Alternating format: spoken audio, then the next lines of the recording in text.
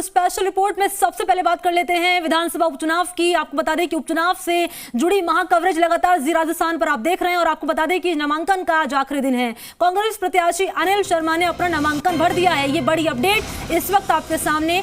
CM Gehlot Anil Sharma के समर्थन में आज जनसभा को संबोधित भी करेंगे, ये जानकारी सामने आ रही है और वक्त बताया जा रहा है दोपहर 1 बजे का, जब सीएम जो है संबोधित करेंगे जनसभा को। सहयोगी शशि मोहन का रुख कर लेते हैं, जो कि लगातार इस खबर पर नजर बनाए हुए हैं। शशि मोहन, वक्त बताया जा रहा था 12:15 बजे का नॉमिनेशन फाइल करने का। नॉमिनेशन फाइल कर लिया गया है अनिल शर्मा की ओर से और ताजा अपडेट आपके पास।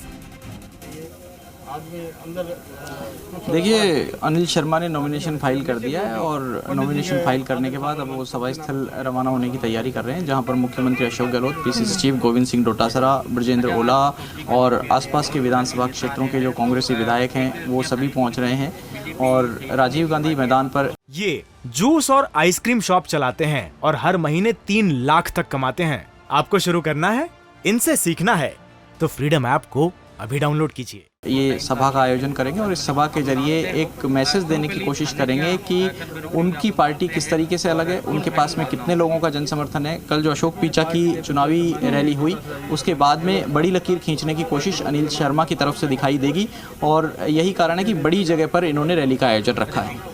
जी, और ग्राउंड पर शशि मोहन लगातार मौजूद हैं। जैसे कि आप यहाँ पर जिक्र कर रहे हैं कि एक तरफ शशि मोहन, हमने देखा कि जब बीजेपी की तरफ से नामांकन दाखिल किया गया था अशोक पीछा की तरफ से, तो यहाँ पर तमाम पार्टी नेताओं की ओर से यहाँ पर रैली निकाली गई थी और नाम दिया गया था कहीं ना कहीं शक्ति प्रदर्शन बीजेपी के जरिए। और आप यहाँ पर सीएम अशोक गहलोत पहुंचे हैं, अनिल शर्मा के समर्थन में जनसभा को संबोधित करेंगे। देखिए, हमारे साथ में अनिल जी जुड़ गए। अनिल जी, आपने नामांकन दाखिल कर दिया है, अब क्या तैयारी है, क्या दावा है?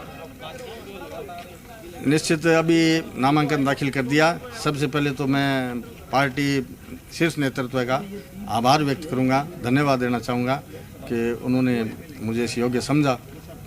दूसरा, मेरे पिताजी पंडित स्वर्गीय श्री भंवरलाल जी शर्मा जी 7 बार से इस विधानसभा का नेतृत्व उन्होंने किया है और भरपूर क्षेत्र का उन्होंने विकास किया है। और सम्मानीय गहलोत साहब की कांग्रेस की हमारी जो सरकार है, पिछले 4 साल में जनता के हितों के लिए, गरीब के लिए, दलित के लिए, सभी के लिए, चाहे शिक्षा क्षेत्र में हो चाहे अन्य क्षेत्रों में हो, भरपूर विकास कार्य किए हैं। वो लेके हम जनता के बीच जा रहे हैं। आप किन चीज़ों को प्राथमिकता देंगे? आप भंवरलाल जी के पुत्र हैं, उनके नाम पर वोट मांगेंगे या सरकार के काम के नाम पर वोट मांगेंगे, या आप लंबे समय से ब्लॉक अध्यक्ष रहे हैं, नगर पालिका में आप पहले रह चुके हैं 1985 में, तो उनके आधार पर वोट? देखिए, जनता से मेरा जुड़ाव, वैसे तो मैं एक राजनीतिक परिवार से हूँ। मेरे पिताजी सन 62 से राजनीति में जो सरपंच बने, उसके बाद प्रधान बने, 85 से विधायक बने। तो मैं राजनीतिक माहौल तो मेरे परिवार में सदा से रहा ही है। 95 में मैं सक्रिय राजनीति में आया, सार्वजनिक जीवन में आया। 95 से लगा नगर पालिका अध्यक्ष रहा, उसके बाद ब्लॉक अध्यक्ष में 18 साल तक लगातार रहा। उसके बाद मुझे EWS का दायित्व भी माननीय गहलोत साहब ने दिया। तो पंडित जी के विकास कार्य जो कराए हुए हैं, क्षेत्र की जनता भली भांति परिचित है। पंडित जी ने हमेशा एक पार्टी से भी ऊपर उठ के अपने क्षेत्र की जनता को एक परिवार की तरह माना और माननीय गहलोत साहब ने भी क्षेत्र में राजस्थान की जनता के लिए बहुत अच्छे अभूतपूर्व काम किए हैं। इसलिए वितरण से बीजेपी में नाराजगी दिखी, जाट समाज नाराज दिखा। क्या जाट समाज के लोगों से आपकी बात हुई है? क्या आप उनको साथ लेकर के आ सकेंगे? निश्चित रूप से जाट समाज मेरे साथ है, उनका सदैव आशीर्वाद रहा है। अब कुछ लोग चर्चा करते हैं जाट समाज नाराज है, शीर्ष पार्टियों ने टिकट नहीं दी। तो ये स्थिति बीजेपी में तो है, 5-6 दावेदार थे और आपने मीडिया में आप सबको पता है। लेकिन क्या आपने देखा कांग्रेस में किसी ने टिकट मांगी है? कांग्रेस में तो किसी ने टिकट आवेदन ही नहीं किया। इसलिए ये बात बेमानी है कि जाट समाज कांग्रेस है। कांग्रेस का हमेशा कांग्रेस पे, पंडित जी पे, क्योंकि पंडित जी लगातार 7 बार से रहे हैं, तो उनका भी स्नेह आशीर्वाद उन पे रहा है, मेरे पे भी रहेगा निश्चित रूप से। आरएलपी के प्रत्याशी भी नामांकन दाखिल कर रहे, लालचंद मूंड को उतारा है, तो क्या कॉम्बिनेशन रहेगा? क्या आपको कहीं चुनाव में परेशानी हो सकती है? नहीं, मैं कोई परेशानी नहीं मानता। अलग अलग पार्टियों की नीतियाँ, अलग सिद्धांत होते हैं, वो अपने बात करेंगे। आपकी पार्टी में भी जिलाध्यक्ष सालासर बालाजी के महंत हैं, बीजेपी में भी महंत को जिलाध्यक्ष बना रखा है। बालाजी का आशीर्वाद किसको मिलेगा? निश्चित रूप से मेरे पर तो बालाजी का आशीर्वाद है ही है, इसमें कोई दो राय नहीं है। और गोविंद सिंह डोटासरा की क्या भूमिका रहेगी आपके विधानसभा क्षेत्र में, खासतौर से आपके समर्थन में ज़्यादा से ज़्यादा वोटिंग कराने? निश्चित रूप से सम्मानीय डोटासरा साहब हमारे प्रदेश के हमारे कप्तान हैं, तो निश्चित रूप उनका आशीर्वाद तो रहेगा ही और उनकी भूमिका महत्वपूर्ण रहेगी।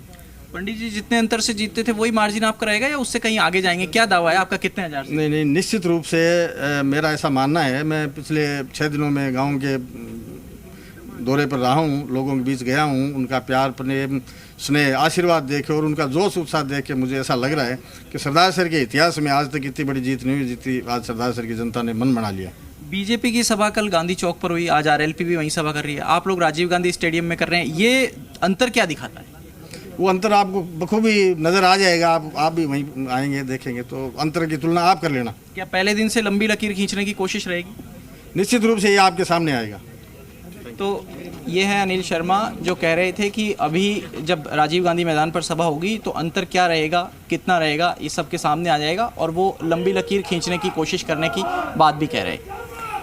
अच्छा, ये बताइए जी, मैंने बिल्कुल सुना, आपने बातचीत की तमाम बातों का यहाँ पर जिक्र किया गया अनिल शर्मा की ओर से, क्योंकि ये बताइए यहाँ पर, क्योंकि आपने यहाँ पर जाट वोटर्स का भी जिक्र किया है शशि मोहन, और जाट समुदाय की तरफ से बैठक भी बुलाई गई थी, बड़ा फैसला भी उनकी तरफ से लिया गया। ऐसे में जाट समुदाय की बीजेपी से नाराजगी कांग्रेस के लिए कितनी फायदेमंद साबित होगी शशि मोहन?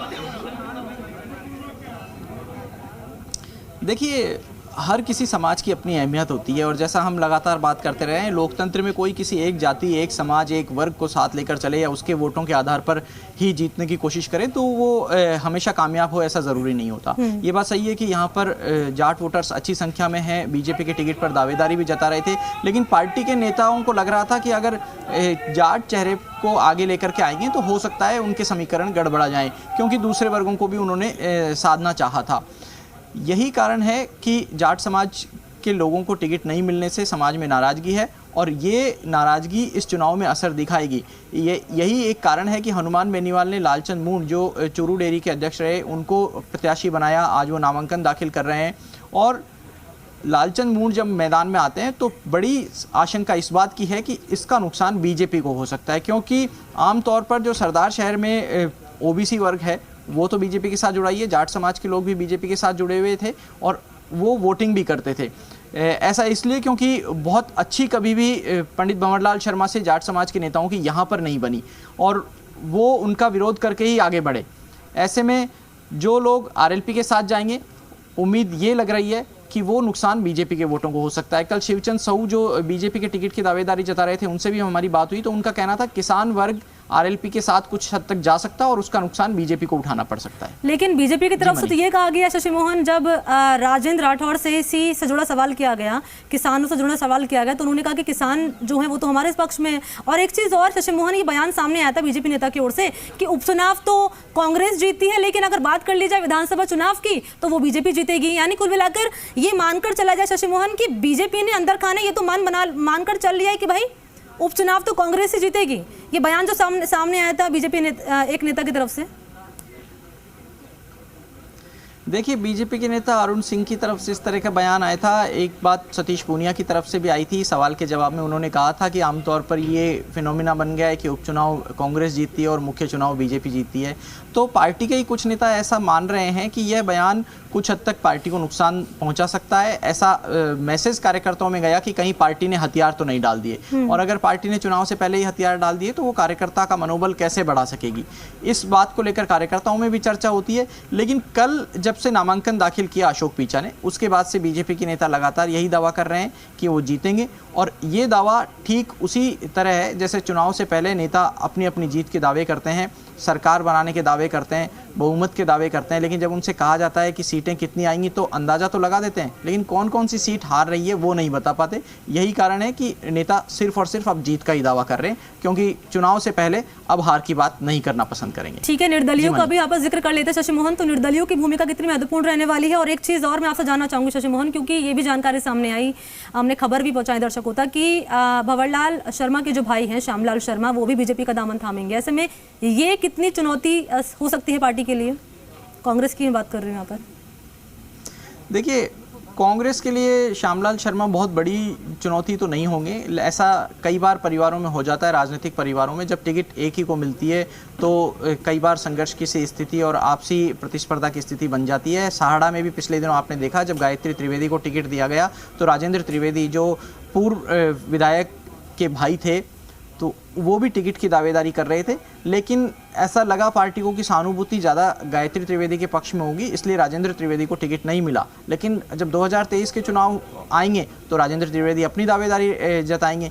इसी तरीके से श्यामलाल शर्मा भी संभवतः भविष्य की संभावनाओं को देख करके बीजेपी ज्वाइन कर रहे हैं। उन्होंने बीजेपी से टिकट की दावेदारी जताई थी इस बार भी, लेकिन जब वो पार्टी के प्राथमिक सदस्य ही नहीं थे तो पार्टी उन्हें टिकट देने के लिए किस तरीके से पहल करती, ये पार्टी के कुछ नीति नियंताओं ने कहा और उसके बाद पार्टी बैकफुट पर आ गई। अब श्यामलाल को लग रहा है कि कांग्रेस में अनिल शर्मा को टिकट मिल गया है तो भविष्य में उनके लिए कोई गुंजाइश कांग्रेस में नहीं रह जाएगी। ऐसे में वो बीजेपी की तरफ रुख कर रहे हैं कि कम से कम 2023 में भी बीजेपी से टिकट की क्लेम करें तो प्राथमिक सदस्य रहें और यहाँ पूर्व विधायक के छोटे भाई के रूप में लोगों के संबंध, लोगों के ऊपर पकड़, इसका दावा करते हुए वो टिकट मांगने की कोशिश करेंगे। कुल मिलाकर यह है कि मतदान और उसके बाद मतगणना के बाद तस्वीर साफ हो जाएगी कि आखिर जनता ने किसके काम पर यहाँ पर भरोसा जताया। शुक्रिया आपका शशि मोहन तमाम जानकारी इस खबर पर साझा करने के। ये जूस और आइसक्रीम शॉप चलाते हैं और हर महीने 3 लाख तक कमाते हैं। आपको शुरू करना है, इनसे सीखना है तो फ्रीडम ऐप को अभी डाउनलोड कीजिए।